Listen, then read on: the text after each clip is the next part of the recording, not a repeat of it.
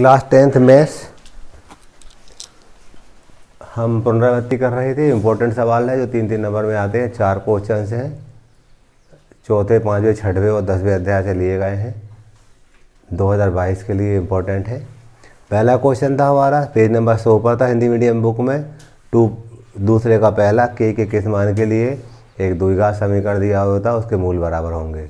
सबसे पहले हम द्विघात समीकरण को लिखते हैं, उसकी मानक द्विघात समीकरण से तुलना करके ABC के मान निकालते हैं और मूल बराबर होते हैं वो शर्त लगाते हैं और के का मान मिल जाता है। ठीक है, सबसे पहले हम क्या करेंगे, इसमें हल लिखते हैं। हम हल लिख करके उस द्विघात समीकरण को लिखते हैं 2s की घात 2 धन kx धन 3 बराबर 0।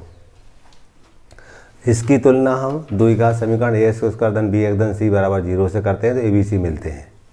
चाहो तो आप लिख लो उसको तो अच्छी बात है, ना लिखो तब भी चलेगा, आप सीधा लिख दोगे। आप a बराबर s की घात 2 का जो गुणांक है ये कहलाता 2 है, b बराबर s का गुणांक k है वो, और c बराबर 3 है। क्या दिया था, मूल बराबर हम लिखेंगे यहाँ पर, चूंकि द्विघात समीकरण के मूल बराबर है, मूल बराबर है, इसलिए हम लिखेंगे b² - 4ac बराबर 0। मूल बराबर का सूत्र होता है b² - 4ac बराबर 0। डिस्क्रिमिनेंट का मान 0 के बराबर होता है, विधिका का मान 0 के बराबर होता है। ये सूत्र होता है, इस सूत्र को लगाएंगे। अब तो b का मान देख रहे हैं k है तो यहाँ लिखेंगे k की घात 2 ऋण 4। a का मान है 2, गुणा का निशान रहता, कोई निशान नहीं तो गुणा का होता 2, और c का मान कितना है 3 बराबर 0। अगले पद में k की घात 2, 4 दूनी 8 3 24 बराबर 0। पक्षांतर करेंगे हम, k की घात 2 बराबर 0 धन 24 पक्षांतर किया तो। अगले पद में k की घात 2 बराबर 24 से गुणनखंड निकालते हैं। तो भी गुणनखंड निकालेंगे हम, 2 एकम 2, 2 दूनी 4, 2 छींग 12, 2 तिया 6 और 3 एकम 3। हमने देखा कि 2 का पेयर बन जाता है, इसलिए 2 बाहर आएगा करनी। यहाँ लिखेंगे इसको हम k की घात 2 बराबर 2 की घात 2 गुणित 6। इनका जोड़ा नहीं बनता, 2 तिया 6 करके लिख दिया हमने। जैसे ही हम वर्गमूल लेते हैं तो k बराबर धन ऋण 2 वर्गमूल 6 या 2 वर्गमूल 6 भी चाहिए। इस टाइप से हमारा ये एक सवाल हो जाता है जो 3 नंबर के हिसाब से इम्पोर्टेंट सवाल था। क्वेश्चन नंबर हमारा अगला था 113 पेज का, उदाहरण नंबर 7 था। समांतर श्रेणी से लिया गया अर्धनिक प्रोग्रेशन है ये। 2 अंकों वाली कितनी संख्याएं 3 से विभाज्य। हम जानते हैं 2 अंकों वाली संख्याएं 10 से शुरू होकर 99 तक जाती है, लेकिन बे संख्या लेना है जो 3 के पहाड़े में आती हो ना, जिनमें 3 का भाग पूरी बार जाता हो।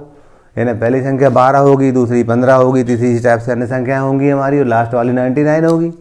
तो हम ये हल लिखेंगे और ये 113 पेज का उदाहरण नंबर हमारा 7वां था। इसको कर रहे थे हम। 2 अंकों वाली पहली संख्या 3 से विभाज्य वाली 12 होगी, 15 होगी, इसी टाइप से अन्य संख्याएं आएंगी, लास्ट वाली 99 होगी। ये लिखा नहीं है, मतलब जाना है इसको। 2 अंकों वाली संख्या हम जानते हैं 10 से शुरू होकर 99 तक जाती है, लेकिन बे संख्या लिखना जिनमें 3 का भाग पूरी बार जाता हो तो वो 12, 15, 18 इस टाइप की संख्या, और लास्ट वाली 99 होगी। अब क्या कर रहे हैं हम, हमें इसमें कितनी होंगी, यानी ये संख्याएं ऐसी कितनी होंगी वो निकालना है ना, n का मान निकालना है। हम कहेंगे हमें किसका मान निकालना है, n का मान निकालना है। ठीक है, प्रथम पद देख रहा है a बराबर हमारे पास 12 दे रखा है। प्रथम पद ये कहलाता है a बराबर 12 है, और d सार्वंतर कॉमन डिफरेंस निकालते हैं, द्वितीय पद में प्रथम पद घटाते हैं, 15 ऋण 12 करेंगे तो 3 आया। और ये लास्ट वाला पद दिया तो इसको l कहते हैं 99। लास्ट टर्म में l से दर्शाते हैं, अंतिम पद 99 है, an का मान 99 है, an लिखोगे तब भी सही है। ठीक है, हम सूत्र जानते थे l बराबर a plus n minus 1 into D होता है। अच्छा इंपॉर्टेंट सवाल है, l कह दो या an कह दो, एक ही बात है। an भी कह सकते हैं, हम an कहते आए हैं लास्ट टर्म के लिए। l जब अंतिम पद दिया तो l से दर्शाते रहे हम। l का मान कितना दिया था हमें, 99 दिया था, बराबर a का मान 12 धन n ऋण 1, और d का मान कितना हमारे पास 3, गुणा लगा दिया। अगले पद में देखेंगे आप 99 हमारे पास यही है, इसको इधर लाएंगे तो ऋण 12। भाई ये जुड़ रहा है, इधर आएगा तो घटेगा हमारा। यहाँ लिखेंगे हम n ऋण 1 गुणित 3। घटाएंगे हम, 9 में से 2 गए 7 और 9 में से 1 गए 8, 87 बराबर n ऋण 1 गुणित 3। अगले पद में आप देखोगे 87 अपने स्थान पर है, ये 3 इधर आ रहा, इधर आएगा तो भाग करेगा क्योंकि इधर गुणा कर रहा था, तो बटे 3 लिख दिया बराबर n ऋण 1। काटेंगे हम तो क्या करो, काटने का तरीका क्या होता है, 87 में 3 का भाग देंगे हम, 3 दूनी 6, 2 बचे उतारिए 7 की, 3 नम 27, 29 बार कटा जी। ठीक है, तो अपने यहाँ पर 29 लिख दिया बराबर n ऋण 1। फिर हम जानते हैं 29 है, ऋण 1 इधर आएगा धन 1 बन जाएगा बराबर n, यानी हम कहेंगे n बराबर 30 होगा। हम कहेंगे 2 अंकों वाली संख्याएं 3 से विभाज्य 30 होंगी। ठीक है, ये आंसर हमारा 30 आ गया। अगला क्वेश्चन देखेंगे ऐसे ही हम। देखिए क्वेश्चन नंबर हमारा 11वां उदाहरण है, 162 पेज का हिंदी मीडियम बुक में उदाहरण नंबर 11 था हमारा। इसमें क्या हो रहा था, ये जमीन मान ली हमने और जमीन पर ये दीवार है, मान लीजिए ये भी हमारी दीवार है। दीवार पर ये खिड़की लगी, यहाँ पर बी स्थान पर क्या लगी, खिड़की लगी है और इससे एक सीढ़ी टिकी हुई है। ये क्या है, हमारी सीढ़ी टिकी हुई है।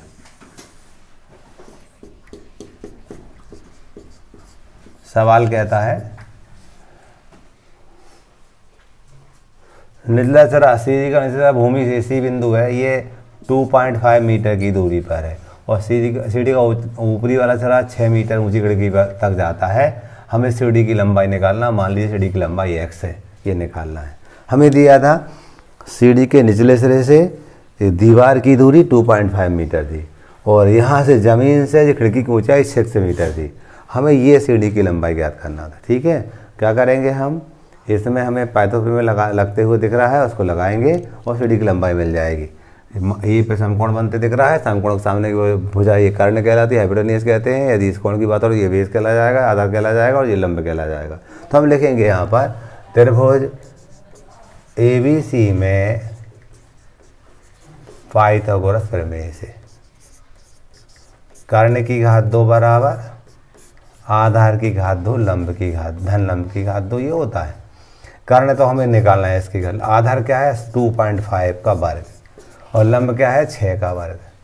s की घात 2 इसका वर्ग करेंगे तो 6.25, 25 का 25 से गुणा करेंगे ना तो 6 से 25 होता था, 0.2 अंक के बाद लग जाएगा ये 2.5 का 2.5 में गुणा करोगे तो 6.25 आ जाएगा और 6 का 6 से करोगे कितना मिल जाएगा, 36 मिल जाएगा। इनको जोड़ेंगे हम, 36 में हम 6.25 जोड़ेंगे, 5 2 12 2 होता है 42.25। s की घात 2 बराबर 42.25।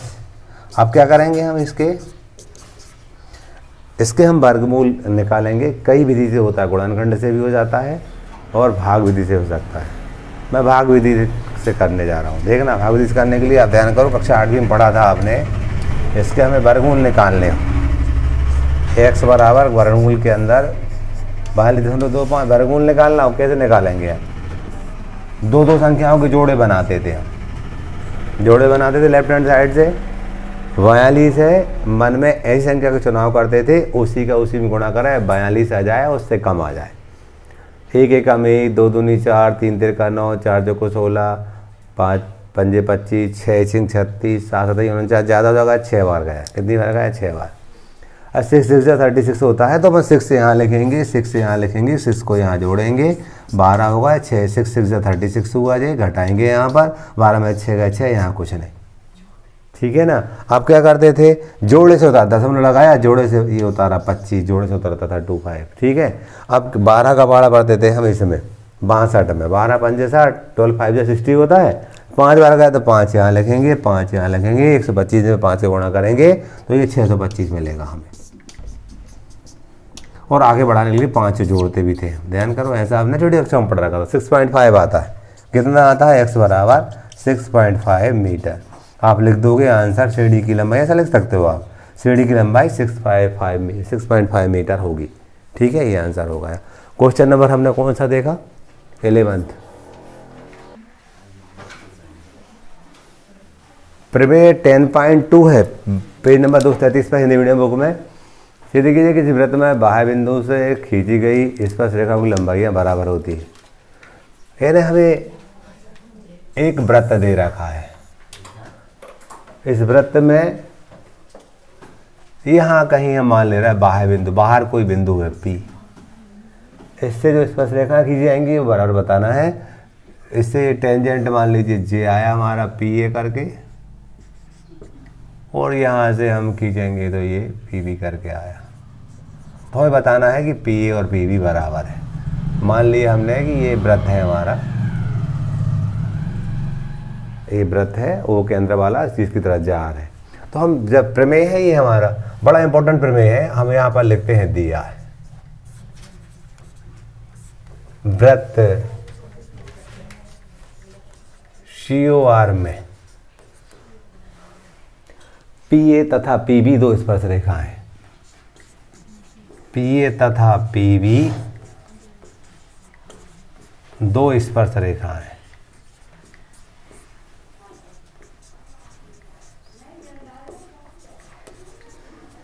सिद्ध करना है PA बराबर PB, ये बताना है। PA के बराबर PB होगा, ये बताना है। रचना में हम क्या करेंगे, O से A को मिलाएंगे, B को मिलाएंगे और P को मिलाएंगे। रचना हमेशा डैश डैश करके होती है।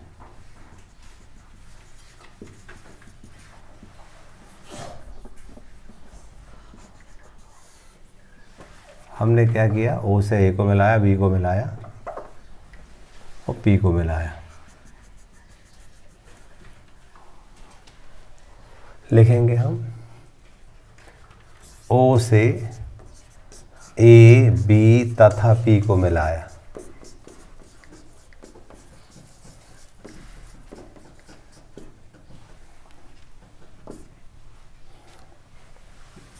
उत्पत्ति, ऊपर का त्रिभुज OAP तथा त्रिभुज OBP में दोनों त्रिभुज को हम सर्वांग सम बताएंगे।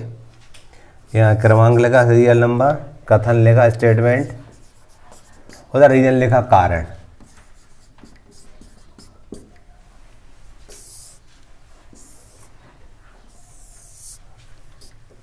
देखिएगा OA बराबर OB, इस वाले त्रिभुज की, ऊपर वाले त्रिभुज की OA भुजा, नीचे वाले की OB भुजा। क्यों बराबर है, एक ही वृत्त की त्रिज्या है, एक ही वृत्त की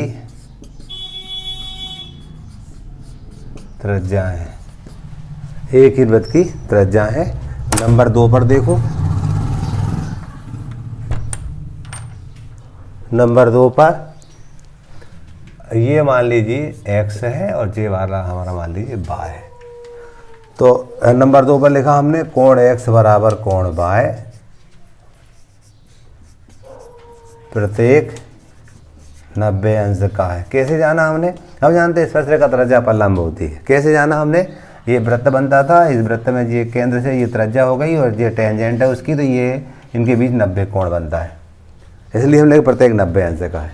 अब आगे 3 नंबर OP बराबर OP, क्यों लिखेंगे,